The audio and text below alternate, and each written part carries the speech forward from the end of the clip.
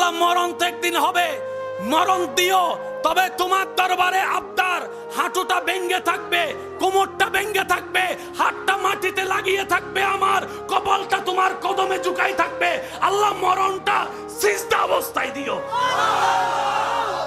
এই দোয়া করে যে এরকম অনেক মানুষ এখানে। বান্দা সুবহানাল্লাহ বলে নিজের অপবিত্র জবান দিয়ে রবের পবিত্রতার ঘোষণা দেয়।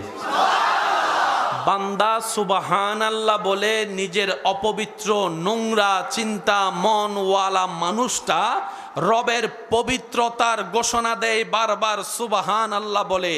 এই রকম হাজারবার বলা রবের পবিত্রতার প্রশংসার সুবহানাল্লাহর বাণী যদি কোনো বান্দার একটা সুবহানাল্লাহ কোন রকম ভাই রবের দরবারে পছন্দ হয়ে যায়, রব খুশি হয়ে ওই বান্দার জবানটাও পবিত্র করাই দিবে, চোখটাও পবিত্র বানাই দিবে, নিয়ত পবিত্র বানাই দিবে, মনও পবিত্র বানাই দিবে, চাহে তো দুনিয়া পবিত্র বানাই, আখিরাতও সাজাই দিবে।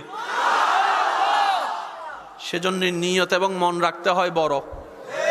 একটু জোরে বলেন, নিয়ত এবং মন রাখতে হয়। এক আল্লাহর ওলিকে জিজ্ঞেস করা হয়েছিল, আল্লাহ কেমন? কত নিয়ত যেমন। এক কথা